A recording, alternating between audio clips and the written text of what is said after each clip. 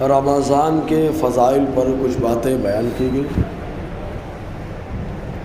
ابھی جو حدیث ہمارے سامنے ہے حضرت سلمان فارسی رضی اللہ تعالیٰ عنہ سے روایت ہے، شعب الایمان کے اندر ہے، اور جو استقبال ماہ رمضان عام طور سے ہوتا ہے پروگرام، اس کی اصل بھی یہی حدیث ہے۔ حضرت سلمان فارسی رضی اللہ تعالیٰ عنہ فرماتے ہیں کہ رسول اللہ صلی اللہ علیہ وسلم نے شعبان کے آخر دن میں واعظ فرمایا، یہ شعبان کا آخری دن تھا، رمضان شروع ہونے والا، واعظ فرمایا اے لوگ، تمہارے پاس عظمت والا برکت والا مہینہ آیا، وہ مہینہ جس میں ایک رات 1000 مہینوں سے بہتر ہے، اس کو روزے اللہ تعالیٰ نے فرض کیے، اس کی رات میں قیام یعنی عبادت کرنا، تطوع یعنی سنت، جو اس میں نیکی کا کوئی کام کرے تو ایسا ہے جیسے اور مہینے میں فرض ادا کیا، اور اس میں جس نے فرض ادا کیا تو ایسے ہے جیسے اور دنوں میں 70 فرض ادا کیے۔ یہ مہینہ صبر کا ہے، اور صبر کا بدلہ جنت ہے۔ یہ مہینہ مواسات اور غمخواری کا ہے، بھلائی کا ہے۔ اس مہینے میں مومن کی روزی بڑھا دی جاتی ہے، مومن کے رزق میں اضافہ ہو جاتا ہے۔ جو اس میں روزہ افطار، روزے دار کو افطار کرائے، یہ لفظ قابل غور ہے، روزے دار کو افطار کرائے۔ ہمارے افطار پارٹیوں میں کون کون آتا ہے اللہ خیر ہے، اس میں زیادہ تبصرہ کرنے کی ضرورت نہیں ہے۔ ایسے ایسے لوگوں کو روزہ افطار کرایا جاتا ہے کہ بھائی صاحب فوراً ابھی چائے پی کے گئے، اب روزہ افطار کریں گے، 10 منٹ پہلے انہوں نے چائے پیا تھا، 10 منٹ بعد روزہ کھولیں گے۔ ایسے لوگوں کو روزہ افطار کرایا جاتا ہے، کیوں؟ خالی اس لیے کہ واہواہی ہو جائے، مشہور ہو جائے کہ بھائی روزہ افطار کرایا انہوں نے، اسی میں رہ گئے خالی ہم لوگ، مشہور ہو جائے، یہ ہو جائے بس۔ اصل چیز تو یہ کہ اللہ اس کے رسول کی بارگاہ میں مقبول ہو جائے۔ مقبول ہونے کے لیے آدمی کس کو افطار کرائے؟ جو روزے دار کو افطار کرائے۔ تو روزہ افطار کرانے والے کے گناہ معاف کر دیے جاتے ہیں، ڈائریکٹ مغفرت ہو جاتی ہے، اور اس کی گردن جہنم سے آزاد کر دی جائے گی، اور افطار کرانے والے کو ویسے ہی ثواب ملے گا جیسا روزہ رکھنے والے کو۔ کوئی سوچے کہ لا روزہ نہیں رکھتے افطار کراتے، خالی ٹینشن ہی کرتا، روز افطار کرا لیا کریں گے، ایک آدمی کو روزہ کھلوا دیں، ثواب تو اتنا ہی مل جا رہا ہے۔ تو ثواب کا ملنا اور ہے، اور عبادت اور روزے کی روح کا پانا اور ہے۔ جیسے باٹلی سے پیٹ تو بھر جاتا ہے باٹلی جب چڑھتی ہے، لیکن کھانا الگ ہے، بغیر اس کے کہ اس کے اجر میں کچھ کم ہو۔ ہم نے عرض کی یا رسول اللہ صلی اللہ علیہ وسلم، ہم میں کا ہر شخص وہ چیز نہیں پاتا جس سے روزہ افطار کرائے، ہر آدمی کے پاس وہ چیزیں نہیں رہتی۔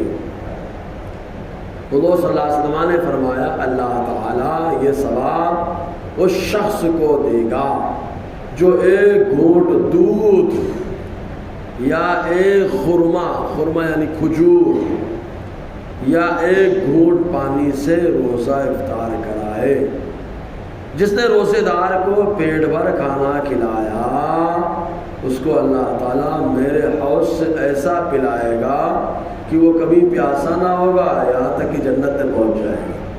محشر میں پانی کی سخت ضرورت ہوگی کہ گرمی زیادہ ہوگی، اور سورج کا صحرا بھی اپنی طرف ہوگا، تو گرمی زیادہ، پسینہ خون نکل رہا ہوگا تو پانی کی ضرورت۔ لیکن جو روزے دار کو پیٹ بھر کھلایا ہوگا تو حضور نے ارشاد فرمایا اللہ تعالیٰ میرے حوض یعنی حوض کوثر سے ایسا پلا دے گا کہ اب وہ محشر میں پیاسا نہیں رہے گا، یہاں تک کہ جنت میں پہنچ جائے گا، اور جنت میں تو جو طبیعت کرے وہ آئے گا۔ یہ وہ مہینہ ہے کہ اس کا پہلا عشرہ رحمت ہے، اور بیچ والا مغفرت ہے، اور آخری جہنم سے آزادی ہے۔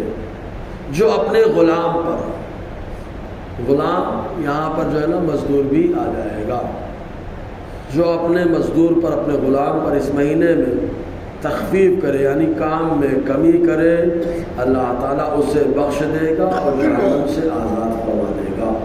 یعنی جو آدمی کم کام لے تاکہ وہ روزہ رکھ سکے تو پہلے تو گناہ معاف ہوں گے، پھر دوسرا فائدہ جہنم سے آزادی کا بھی ہے۔ ایک روایت میں آیا، حضرت سہل بن سعد ساعدی رضی اللہ تعالیٰ عنہ روایت کرتے ہیں کہ رسول اللہ صلی اللہ علیہ وسلم فرماتے ہیں جنت میں 8 دروازے ہیں، اور ابو بکر صدیق 8 دروازوں سے تمنا ہوگا، ہر دروازہ تمنا کرے ابو بکر ہمارے اندر سے داخل ہو جائے۔ ان میں ایک دروازے کا نام ریان ہے، اور یہ ریان دروازہ روزے داروں کا دروازہ ہے، روزے دار اسی سے جنت میں جائیں گے۔ ایک روایت میں آیا، حضرت ابو ہریرہ رضی اللہ تعالیٰ روایت کرتے ہیں کہ حضور صلی اللہ علیہ وسلم نے فرمایا جو ایمان کی وجہ سے ثواب کے لیے رمضان کا روزہ رکھے گا، یعنی ایمان ہے اس لیے روزہ ہے اور ثواب ملے گا اس لیے روزہ ہے، دنیا کے دکھاوے کے نہیں، دباؤ میں نہیں، ایمان ہے تو بھائی ایمان آدمی کے پاس ہے تو روزہ رکھے گا، نماز پڑھے گا، تو ایمان کی وجہ سے اور ثواب کے لیے رمضان کا روزہ رکھے گا، اس کے اگلے گناہ بخش دیے جائیں گے۔ جو ایمان کی وجہ سے اور ثواب کے لیے رمضان کی راتوں میں قیام کرے گا، عبادت کرے گا، اس کے اگلے گناہ بخش دیے جائیں گے، اور جو ایمان کی وجہ سے ثواب کے لیے شب قدر میں عبادت کرے گا، اس کے بھی گناہ بخش دیے جائیں گے۔ حضور صلی اللہ علیہ وسلم فرما رہے ہیں اگر کوئی اور انسان کہتا تو آدمی شک و شبہ کرتا، تردد کرتا، لیکن حضور صلی اللہ علیہ وسلم نے کہہ دیا تو ہم کو ماننا ہے، اگرچہ حضور کی زبان سے بات نکلی ہے لیکن وہ فرمان خدا ہے۔ آج اس بات کا اعتراف ہر کوئی ہر کلمہ پڑھنے والا کرتا ہے، جیسے حضور نے فرما دیا میرے ممبر سے اور میرے حجرے کے درمیان یہ جنت کی کیاری ہے، تو ہر کوئی مانتا ہے کہ وہ جنت کی کیاری ہے، حالانکہ وہ زمین کا حصہ ہے، لیکن حضور نے اس کو جنت کی کیاری کہہ دیا تو ہر کوئی مانتا ہے۔ تو ویسے حضور نے فرما دیا جو ایمان اور ثواب کے لیے رمضان کا روزہ رکھے گا، اللہ تعالیٰ اس کے گناہوں کو معاف فرما دے گا۔ جی ایک روایت میں آیا، امام طبرانی نے بھی اس روایت کو نقل کیا ہے، حضرت عبداللہ ابن عمرو رضی اللہ تعالیٰ سے روایت ہے کہ رسول اللہ صلی اللہ علیہ وسلم فرماتے روزہ اور قرآن بندے کے لیے شفاعت کریں گے۔ روزہ کہے گا اے پروردگار عالم میں نے اس کو کھانے اور خواہشوں سے دن میں روک دیا، میری شفاعت اس کے حق میں قبول فرما۔ روزہ کرے گا شفاعت، روزہ شفاعت کرے گا، اور اس دن سمجھ میں آ جائے گا بھائی۔